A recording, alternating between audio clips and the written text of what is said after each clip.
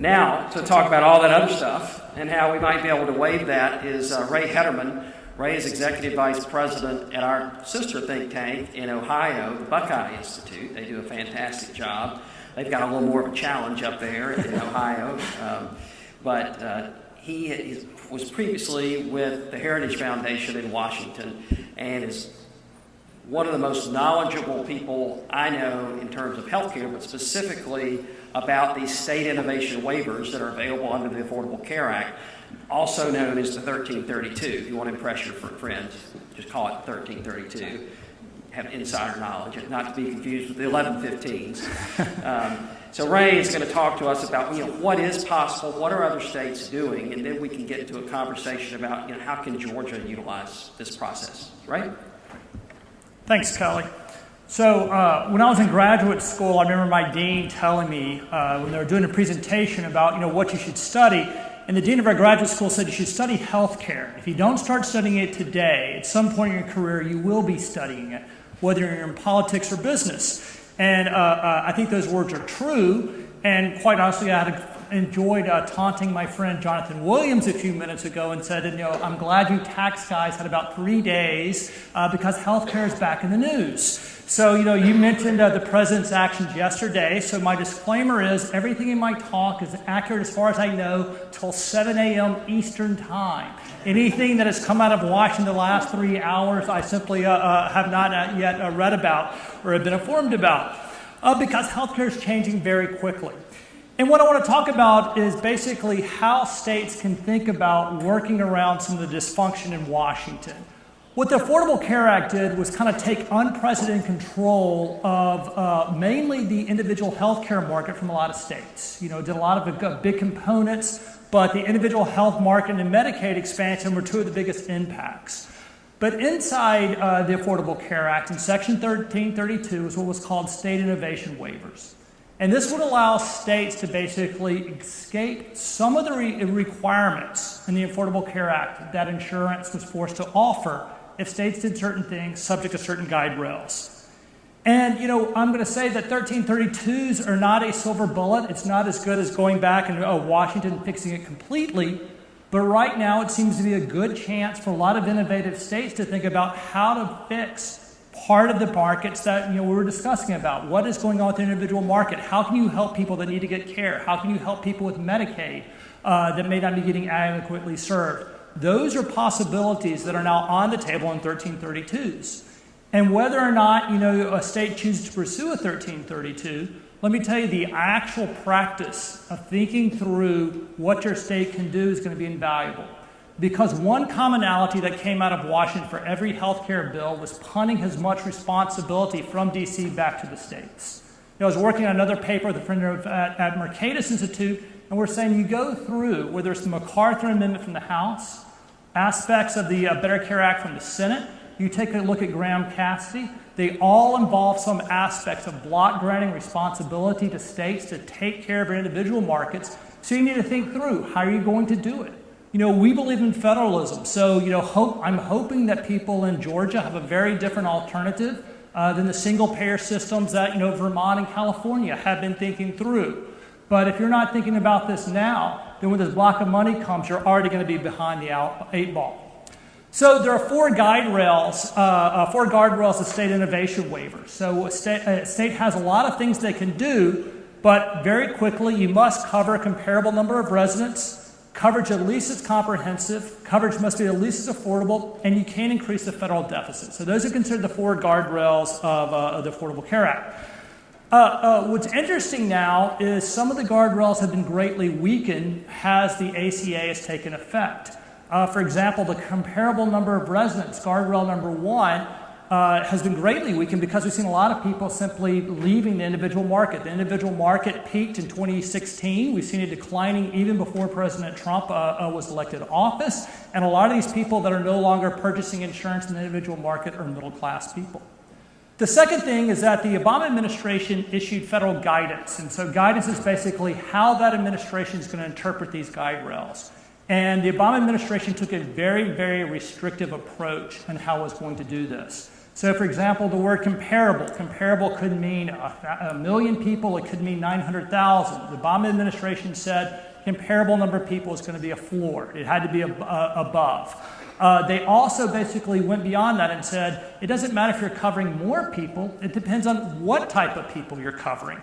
So, for example, elderly, low-income people were giving a higher priority status under the Obama administration. And one of the quotes that basically said what the ACA guidance has done is that it basically empowers bureaucrats to retain the discretion to deny a waiver that even meets the statutory guardrails. Take a look again at, will not increase the federal deficit. What the Obama administration did is said you have to do that in each and every year. Very different from what a state needs to do to make an 1115 waiver. And so as a consequence, states have been a little gun shy about moving forward on this issue because this guidance is restrictive. The good news is it's simply guidance. That means it's just how that administration is going to interpret it. It didn't go through the full public comment period. It didn't go through the Administrative Procedures Act. Excuse me for getting a little wonky. So it means that it's very easy for the president to come through and change it. And we're starting to see some signals from the Trump administration that basically they're going to take a very different approach on 1332 waivers. So last March, then Secretary Price and Administrator Seema Verma wrote a letter to every governor highlighting what states could do under 1332s. The following month in May, they went forward and they issued a checklist of saying, here's exactly how a state can get a 1332 waiver approved. Here's every step you need to go through. And we've seen states responding. Now about 20 states have either started investigating 1332s, have current waivers in process, have submitted them, or have some approved. So very quickly, I showed you kind of what guardrails exist, but what can be waived. So this is a list, and a few of the things I want to draw your attention to. Essential health benefits requirement can be waived as long as you're still meeting that guardrail of comparative coverage.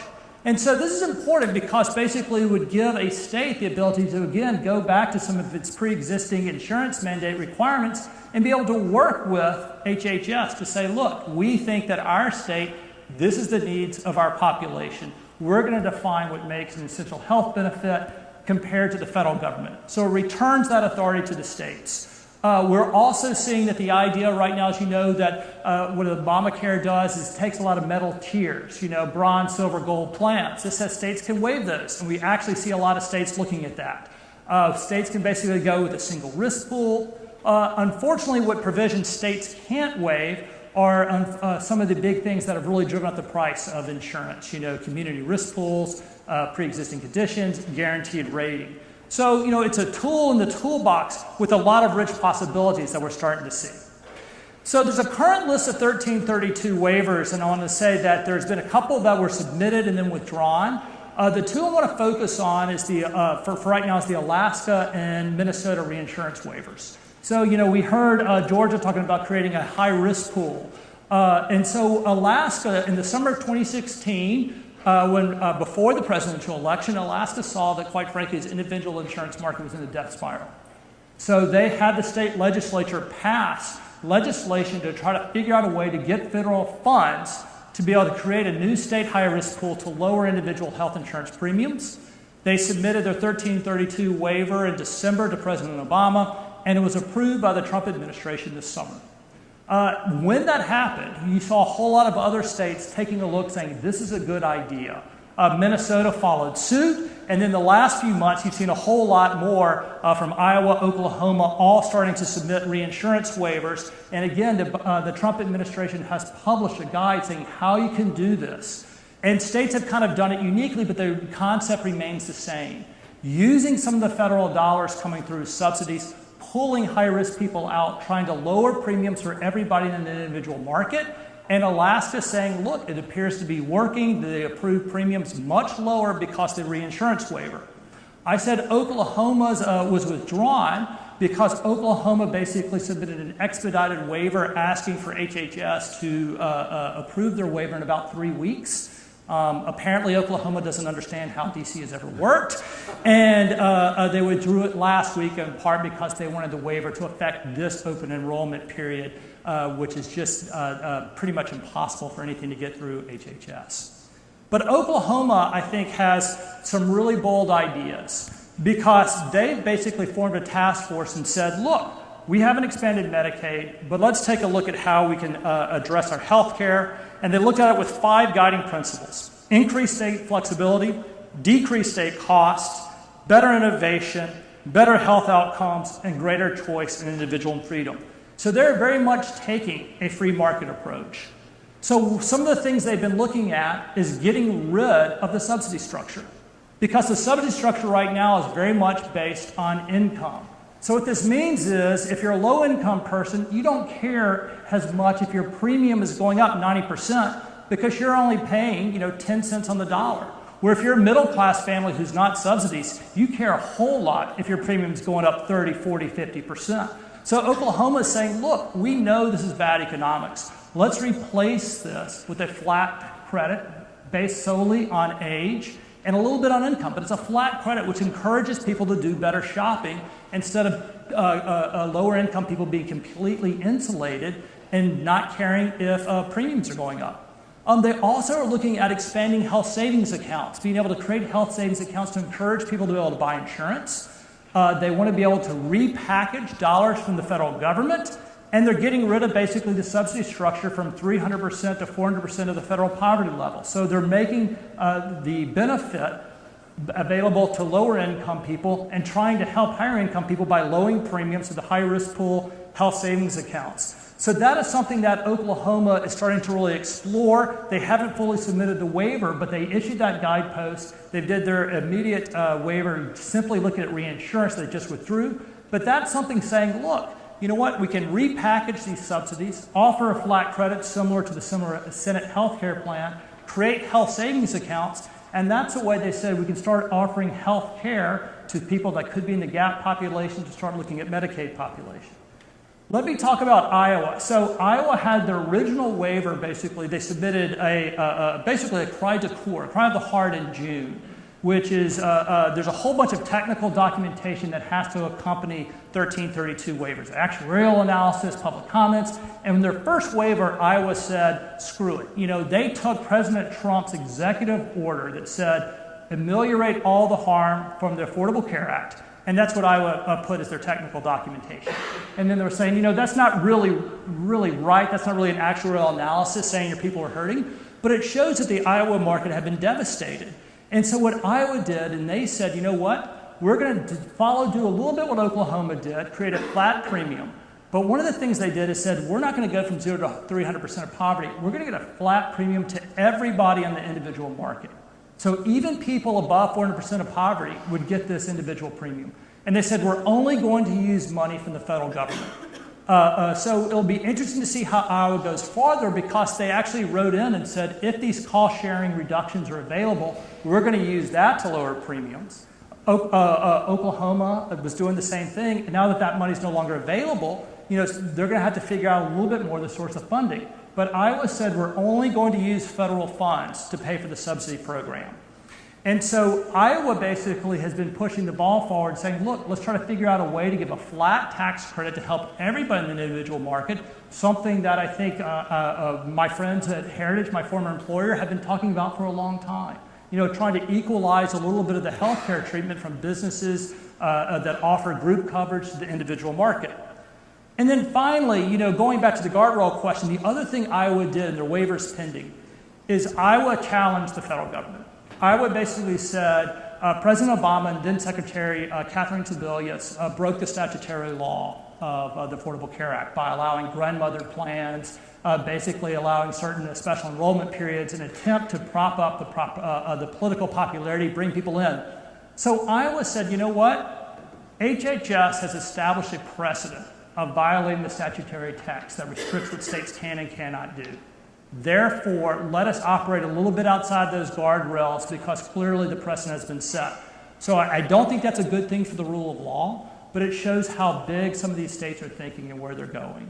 And then you're seeing the next step, where Iowa is saying, you know what, we're not just looking at federal subsidies that are going to direct patients. Let's take a look at everybody who's dropped out of the individual market that could be eligible and ask the federal government to cover those people. And then you're starting to see some other states saying, you know what, can we combine Medicaid and money from 1332s to be able to help transition families off Medicaid, transition families off the GAP population, and start working through those. So if you're going to, if you're a tea leaf watcher in healthcare, I think that the couple of things I'm looking for is continued strong statements out of the administration on 1332s. We've hoped and we've called for rescinding the Obama guidance. Also taking a look at how the administration continues to move forward on the new Iowa waiver that was just approved last month. And so they said, yes, you have dotted all your I's, crossed all your T's. So as the administration negotiates with Iowa, I think will be very interesting. And then there are other states right now that are continuing to accelerate. Massachusetts has announced plans that they're going to be submitting a waiver that will waive the individual mandate. So I think, taking a look as more and more states move forward, how you can sit there and take the best and say we like a little bit of Iowa, a little bit of Alaska, and a little bit of Oklahoma moving forward. Thank you.